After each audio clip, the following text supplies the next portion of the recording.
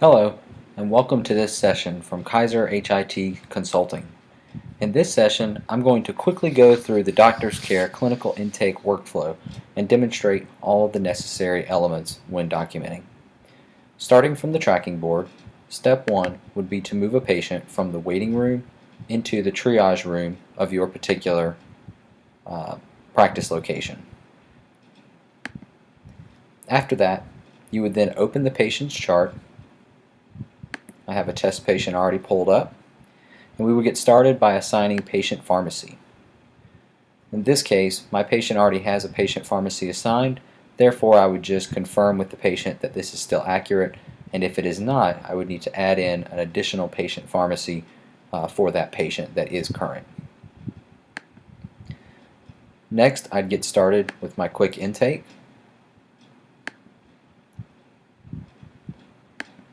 Put in my chief complaint. In this case, we're going to do an example with lower back pain.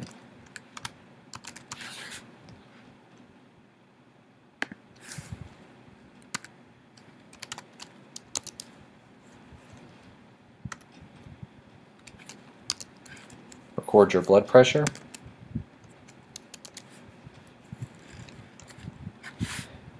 Heart rate. And you could also record other vital signs such as temperature, respiratory rate, and oxygen saturation if needed. Once we've completed the quick intake, we're going to go ahead and sign the form to the chart.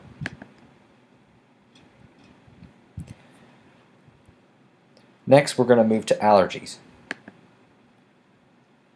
In the case of this patient, we're going to assume the patient does not have any allergies. Therefore, I want to make sure that I click the button that says No Known Allergies. In this case, we would have satisfied the meaningful use measure for documenting allergies.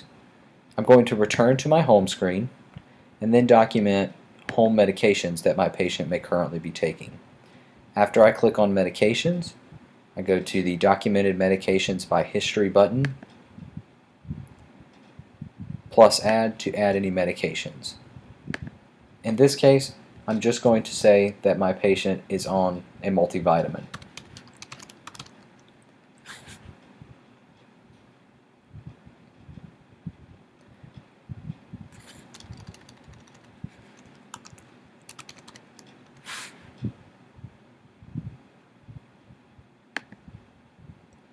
After you find the particular medication, we can sign it by saying Document History. You would of course add all the medications that your patient is currently taking through the Documented Medications by History component.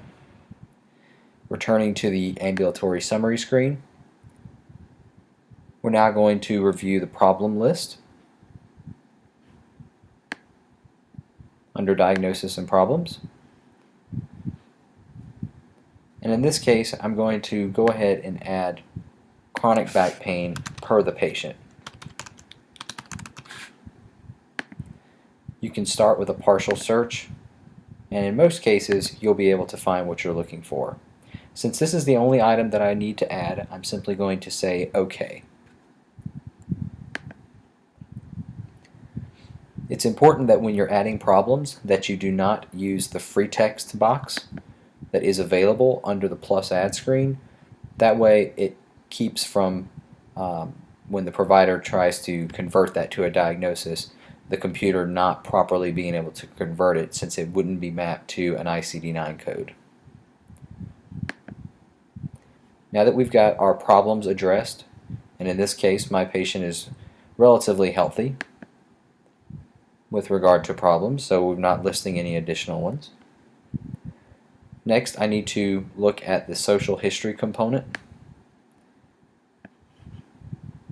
By clicking on Histories, I'm able to review past medical history, and I can also add at this point. I do want to mark as reviewed procedures and surgical history. I could add at this point as well, and I do want to mark as reviewed. Bear in mind that when adding surgical or procedure history, it is acceptable to click the checkbox that says use free text. since these do not typically get mapped to problems and diagnoses. Family history, I could alter at this point if there were additional pieces of family history. Let's say, for example, that the patient's father has high cholesterol, and we'd like to document that.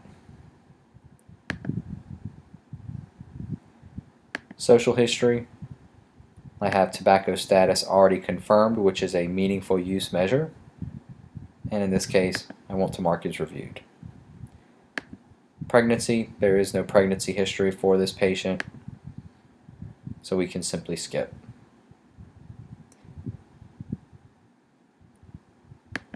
At this point, I would commence ordering any protocol orders that I may need for my patient. Since I'm doing a lower back example, there would be no particular protocol orders that I would need to execute at this point. So the last step that I need to do before the provider goes in to see this patient is return to the tracking board and move my patient from triage into which exam room I'll be moving the patient into, and then selecting OK. That will signify to the provider that the patient is ready to be seen. Thank you for taking a few moments to review this clinical workflow from Doctor's Care for the clinical staff role.